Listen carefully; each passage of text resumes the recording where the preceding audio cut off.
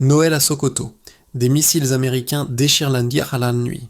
Au lieu des rumeurs sur l'État islamique, ce sont des drones d'Africom, puis 3 frappes guidées qui font trembler les maisons, briser des vitres avant même le bruit et déplacer des familles vers les villes voisines, tandis qu'Abuja découvre que le feu est tombé sans feu vert politique clair.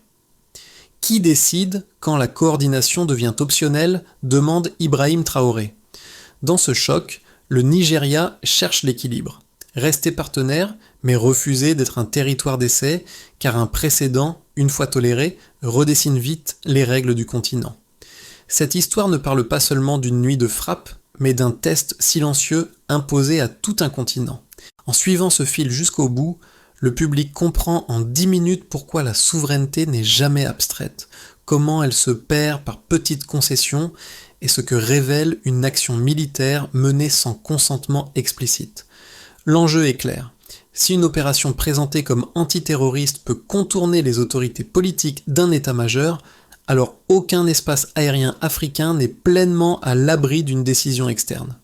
Le cas nigérian devient ainsi un miroir stratégique pour le Sahel, l'Union africaine et les partenaires occidentaux. Il éclaire la tension entre coopération sécuritaire et respect des frontières, entre urgence opérationnelle et responsabilité politique. Dans ce cadre, des voix comme celle d'Ibrahim Traoré ne surgissent pas par hasard. Elles traduisent une inquiétude partagée, nourrie par l'histoire et par la répétition des précédents. Ce récit promet donc une lecture précise des faits, sans exagération, mais aussi une compréhension des conséquences réelles pour les États, les populations et l'équilibre régional. 3 frappes en moins de 10 minutes ont suffi pour déplacer plus d'une centaine de civils autour de Sokoto, selon les autorités locales, et pour révéler que l'opération n'avait pas reçu l'aval politique explicite du sommet de l'État nigérian. Cette donnée change tout. Il ne s'agit plus seulement d'une action antiterroriste, mais d'un acte mené dans une zone grise, où la chaîne de consentement a été contournée. Pour comprendre la portée de ce moment, il faut revenir au contexte sécuritaire du nord-ouest du Nigeria.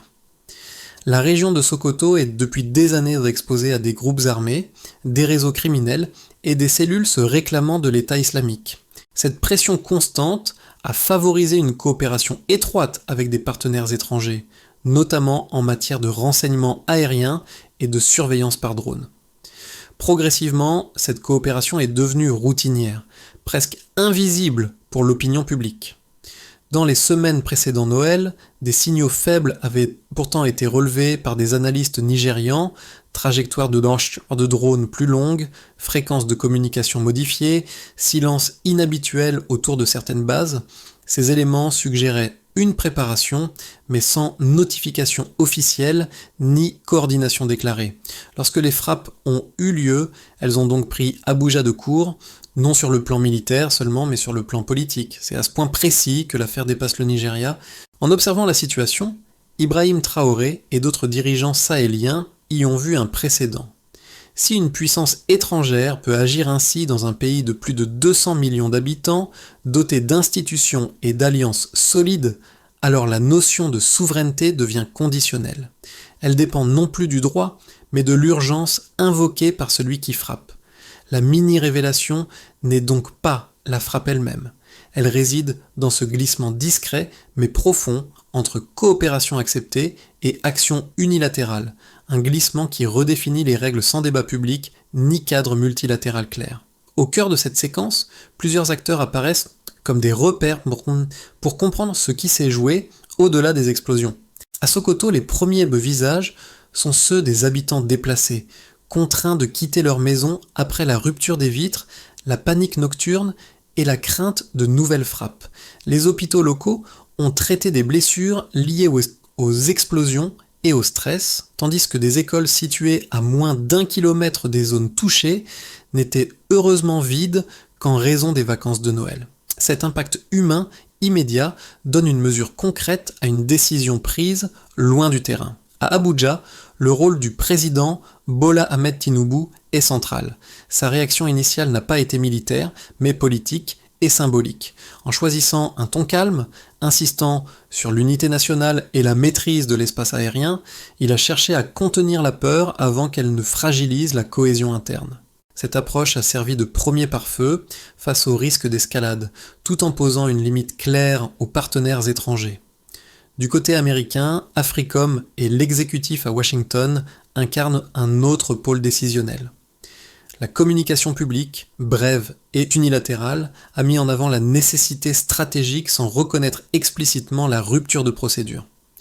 Ce décalage entre action et langage a renforcé le sentiment d'un déséquilibre de pouvoir. Et pour finir, dans les capitales africaines, des observateurs politiques et sécuritaires ont immédiatement interprété ces événements comme un signal adressé au continent.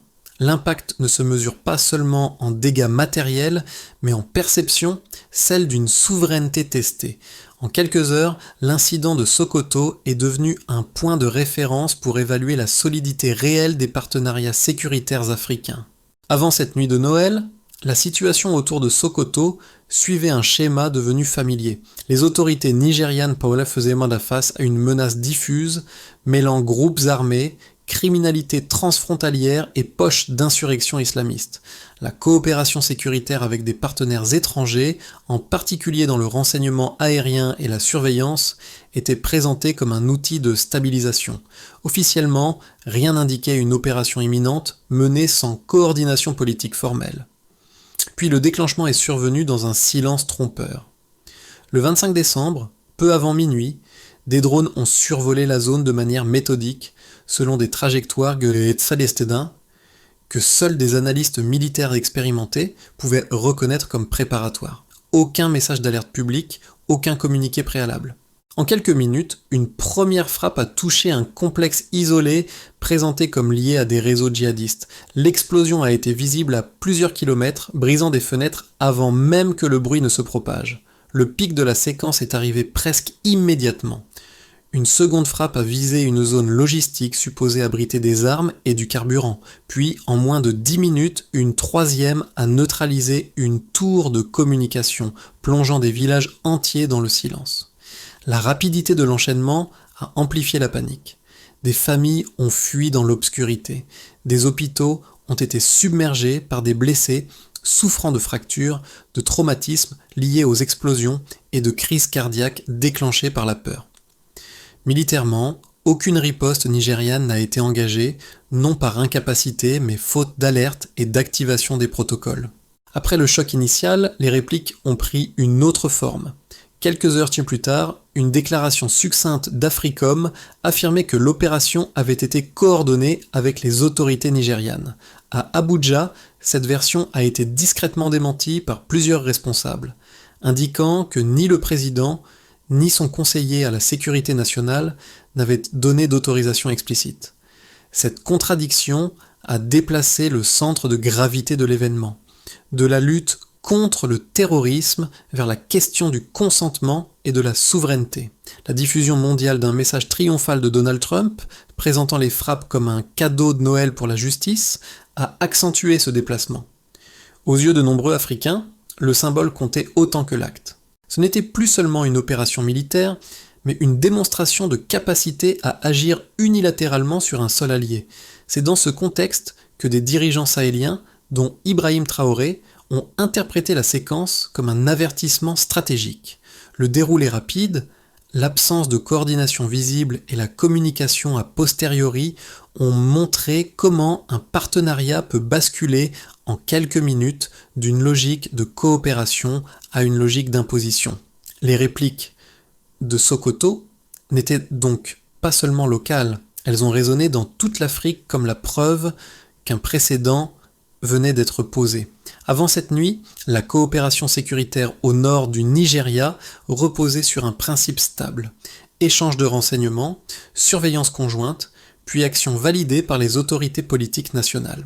Après le 25 décembre, ce cadre a basculé vers une action exécutée en moins de 10 minutes, sans feu vert explicite, transformant un partenariat procédural en intervention unilatérale. Les chiffres disponibles, bien que limités, éclairent cette rupture. Première mesure, plus de 100 personnes déplacées dans les heures suivant les frappes autour de Sokoto. Ce nombre ne traduit pas seulement un impact humanitaire immédiat, il indique aussi la vitesse à laquelle une opération ciblée peut provoquer un déplacement civil non anticipé. En contexte sécuritaire, ce type de déplacement rapide est souvent le signe que les mécanismes d'alerte locale n'ont pas fonctionné ou n'ont pas été activés à temps. Un deuxième repère chiffré mérite d'être souligné: 3 frappes concentrées sur une fenêtre inférieure à 10 minutes. Cette densité temporelle est révélatrice. Elle montre une capacité d'exécution conçue pour neutraliser plusieurs cibles avant toute réaction institutionnelle locale. Dans un cadre coordonné, une telle séquence s'accompagne normalement d'une information préalable et de protocoles d'activation des défenses aériennes nationales. Ici, l'absence de réaction nigériane ne signale pas une faiblesse technique, mais une exclusion du processus décisionnel. Une troisième donnée significative apparaît: une école située à environ 800 mètres de l'une des zones touchées. Le fait qu'elle ait été vide en raison des vacances de Noël a évité un bilan humain plus lourd. Cette distance rappelle toutefois la proximité entre cibles militaires présumées et infrastructures civiles. En analyse de risque, un rayon aussi réduit souligne combien le facteur calendrier, plus que la précision seule, a limité les conséquences humaines. Ces chiffres doivent être lus en miroir avec le discours officiel. D'un côté, une justification fondée sur la nécessité stratégique et l'urgence antiterroriste. De l'autre, des indicateurs montrant une action menée sans intégration complète des autorités nationales. C'est ce décalage qui alimente la perception d'un précédent dangereux, la possibilité qu'une puissance extérieure définisse seule le seuil d'urgence justifiant une frappe. Pour des dirigeants sahéliens comme Ibrahim Traoré, ces éléments quantifiés renforcent une inquiétude ancienne. Ils suggèrent que la souveraineté ne se perd pas par une déclaration formelle, mais par une succession de décisions rapides, chiffrées, techniquement efficaces, mais politiquement déconnectées. La bascule n'est donc pas idéologique, elle est mesurable, inscrite dans le temps, la distance et le nombre de civils affectés. L'argument avancé par les défenseurs de l'opération américaine repose sur 2 piliers principaux. D'abord, l'urgence sécuritaire. Dans un environnement où des groupes armés exploitent chaque faille, attendre une validation politique complète serait, selon eux, un luxe dangereux. La rapidité d'exécution serait alors non seulement justifiée, mais nécessaire pour prévenir des attaques imminentes et sauver des vies, y compris nigérianes. Dans cette lecture, l'efficacité opérationnelle prime sur la lourdeur des procédures. Ensuite, la logique du partenariat antiterroriste. Les États-Unis et le Nigeria coopèrent depuis des années sur le renseignement, la formation et la surveillance. Pour les partisans de cette ligne, cette coopération implicite crée une forme de consentement élargi où certaines actions peuvent être menées dans un cadre de confiance stratégique, même si chaque étape n'est pas validée au sommet politique. L'objectif commun, la neutralisation de menaces transnationales, serait suffisant pour légitimer l'initiative. Ces arguments méritent d'être pris au sérieux, car ils reflètent une réalité opérationnelle. Les réseaux terroristes n'attendent ni pas les calendriers diplomatiques. Cependant, la réplique tient en un point central, documenté par les faits de Sokoto. L'absence d'information du président et de son conseiller à la sécurité nationale ne relève pas d'un simple retard administratif. Elle marque une rupture claire dans la chaîne de souveraineté, là où l'urgence ne supprime pas le droit, mais devrait l'activer plus vite. En outre, l'idée d'un consentement implicite pose un problème structurel. Si la coopération passée suffit à autoriser une frappe future sans validation explicite, alors les frontières décisionnelles deviennent floues. Ce flou favorise l'acteur le plus puissant, capable d'imposer sa lecture de l'urgence. À terme, il affaiblit le partenaire local, réduit à gérer les conséquences politiques et sociales d'une décision qu'il n'a pas formellement prise. C'est précisément ce glissement qui alimente les réactions africaines, y compris celles de figures comme Ibrahim Traoré. Le débat n'oppose pas sécurité et souveraineté, mais interroge la hiérarchie entre efficacité immédiate et légitimité durable. Sans cette légitimité, même une opération réussie tactiquement peut produire une instabilité politique plus profonde. Ce qui a changé après Sokoto ne tient pas seulement aux missiles, mais à la manière dont l'événement a été interprété et relayé à travers le continent. Jusqu'ici, beaucoup d'opérations étrangères en Afrique restaient confinées à des débats techniques entre États-majors. Cette fois, la question est sortie de ces cercles fermés pour devenir politique, publique et continentale. La souveraineté n'était plus un concept juridique abstrait, mais une expérience vécue, partagée, discutée dans les médias, les parlements et les rues. À Addis Abeba, l'Union africaine a rapidement rompu son silence avec une déclaration mesurée mais ferme, avertissant qu'une action militaire unilatérale sans consentement formel créait un précédent dangereux. Le ton n'était pas celui de la rupture, mais celui d'une ligne rouge en train d'être tracée. Cette prise de position a servi de point de bascule. L'incident nigérian cessait d'être un cas isolé pour devenir un test collectif. Dans le Sahel, cette lecture a été encore plus directe. Ibrahim Traoré a qualifié les frappes de signal, non d'erreur, estimant qu'elles révélaient une tendance plus large à considérer l'espace africain comme négociable en période de crise. Son intervention n'a pas introduit de faits nouveaux, mais a cristallisé une intuition déjà présente chez de nombreux dirigeants et observateurs. Si ce précédent n'est pas contesté maintenant, il risque de se normaliser. La révélation centrale est donc celle-ci. Sokoto marque le moment où la coopération sécuritaire cesse d'être perçue comme neutre. Elle devient conditionnelle, discutée et potentiellement remise en cause. À partir de là, chaque partenariat est réévalué non seulement sur son efficacité, mais sur le respect réel de l'agence politique africaine. Pour l'État nigérian, l'effet immédiat a été institutionnel. La priorité est devenue la clarification des règles d'engagement avec les partenaires étrangers afin d'éviter toute répétition d'une action menée sans validation politique explicite. Les autorités ont dû renforcer les circuits d'information entre renseignements, exécutifs et forces armées, non pour rompre la coopération, mais pour réaffirmer que la décision finale relève du pouvoir souverain. Cette séquence a aussi placé Abuja sous le regard attentif d'autres capitales africaines, transformant la réponse nigériane en référence potentielle. Pour les acteurs économiques, l'impact a pris la forme d'une incertitude accrue. Dans le nord du pays, déjà fragilisé, la perception d'un espace aérien vulnérable à des décisions externes a ravivé les craintes liées à l'investissement, au transport et à la stabilité des chaînes locales. Même sans dégâts industriels majeurs, la rapidité des frappes a rappelé que le risque sécuritaire peut changer de nature du jour au lendemain, non par escalade interne, mais par intervention extérieure. Pour les populations locales, les conséquences ont été directes et tangibles. Les déplacements de familles, les blessures liées aux explosions et les traumatismes psychologiques ont renforcé un sentiment de précarité. Au-delà des chiffres, la peur s'est installée durablement, car l'événement a montré que la violence pouvait surgir sans avertissement clair, ni ennemi immédiatement identifiable. Cette insécurité diffuse complique la reconstruction de la confiance entre citoyens et institutions, même lorsque l'État affirme reprendre le contrôle. Et pour finir, pour la région, l'onde de choc a été politique. Dans le Sahel et au-delà, des dirigeants ont interprété Sokoto comme un test de tolérance. Ibrahim Traoré a résumé cette lecture en soulignant que l'enjeu dépassait le Nigeria. Il s'agissait de savoir si la souveraineté africaine pouvait être mise entre parenthèses au nom de l'urgence. Cette position a trouvé un écho dans les déclarations de l'Union africaine et dans les débats nationaux du Ghana au Kenya, où la question du consentement est devenue centrale.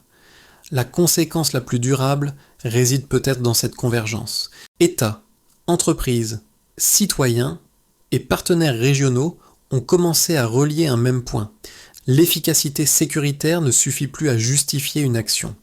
Elle doit être accompagnée d'un respect visible des cadres politiques. À défaut, chaque frappe, même ciblée, risque de produire un coût stratégique supérieur à son gain tactique. Dans un scénario de base, le Nigeria et ses partenaires sécuritaires procèdent à un ajustement discret mais réel.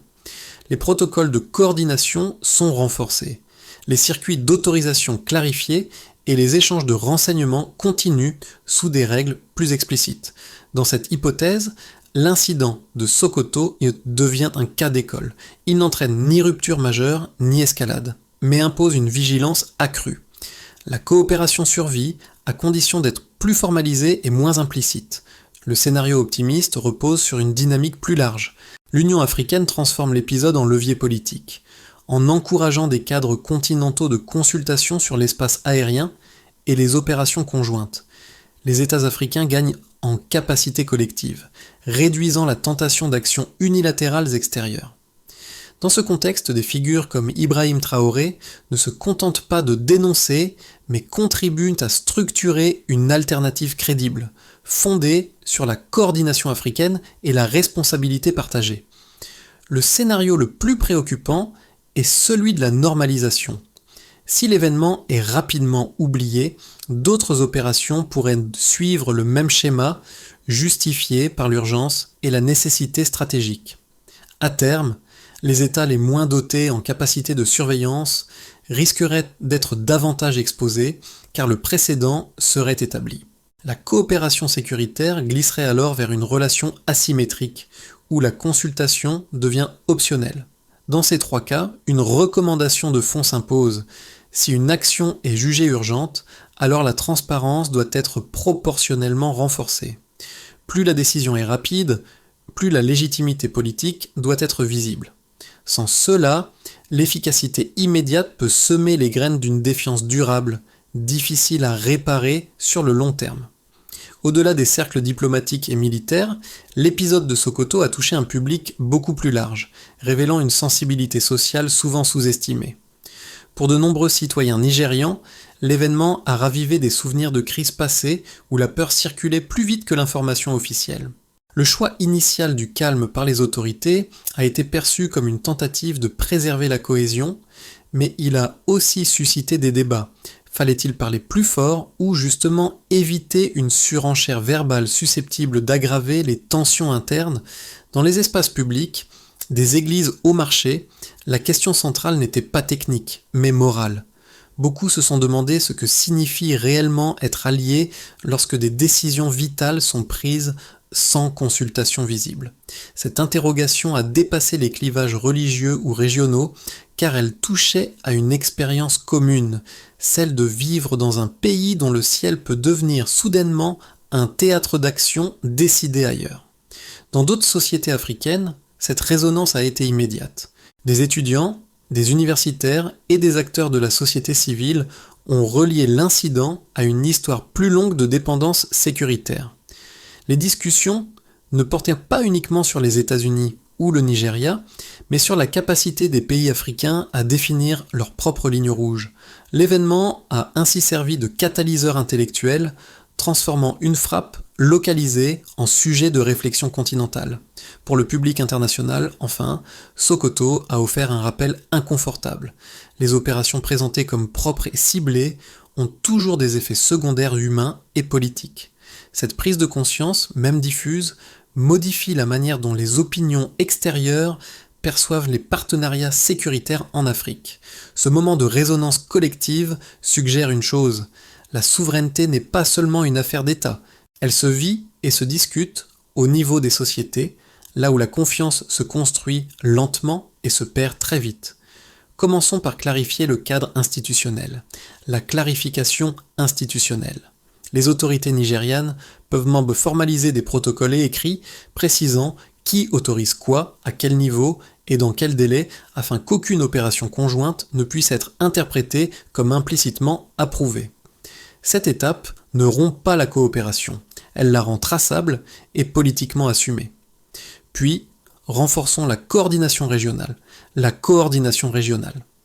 À travers l'Union africaine et des cadres sous-régionaux, les États peuvent partager des normes minimales sur l'usage de l'espace aérien et l'intervention étrangère. L'objectif n'est pas l'uniformité, mais une référence commune permettant de signaler rapidement une violation perçue et d'y répondre collectivement. Ensuite, il devient essentiel de renforcer la capacité nationale. Cela implique d'investir dans des systèmes d'alerte, de surveillance et de commandement intégrés, afin que toute activité inhabituelle soit détectée et traitée par les autorités locales avant qu'un partenaire externe n'agisse seul. Cette montée en compétences réduit la dépendance et rééquilibre la relation. Après cela, la communication publique devient déterminante. Informer les citoyens sans alarmisme, sur les règles de coopération sécuritaire permet de limiter les rumeurs et de préserver la confiance. Le silence, dans ces contextes, est souvent interprété comme une faiblesse. Et pour finir, sur le plan politique, des voix comme celle d'Ibrahim Traoré rappellent que la souveraineté se défend aussi par la cohérence. Dénoncer un précédent n'a de poids que si des mécanismes concrets suivent. Cette feuille de route ne promet pas l'absence de crise, mais elle offre un cadre pour y répondre sans perdre l'essentiel, l'agence politique. Le fil qui relie Sokoto aux réactions continentales n'est pas seulement politique, il est symbolique. Au début de cette histoire, il y avait une nuit, un ciel déchiré et des familles réveillées par la peur. À la fin, il y a une idée revenue avec insistance. La souveraineté n'est réelle que lorsqu'elle est exercée, expliquée et défendue sans ambiguïté. Ce motif traverse les discours, les débats publics et les prises de position officielles. Dans ce récit, certaines figures ont servi de point d'ancrage. La retenue calculée du président nigérian a montré qu'une réponse ferme n'a pas besoin d'être bruyante. Les déclarations de l'Union africaine ont rappelé que les précédents, s'ils ne sont pas contestés, deviennent des normes. Et l'intervention d'Ibrahim Traoré a cristallisé un sentiment partagé. L'Afrique ne peut plus se permettre d'accepter des explications a posteriori comme si elles suffisaient à effacer l'acte initial. Le rappel émotionnel tient dans cette continuité. Ce qui s'est joué à Sokoto n'est pas isolé dans le temps.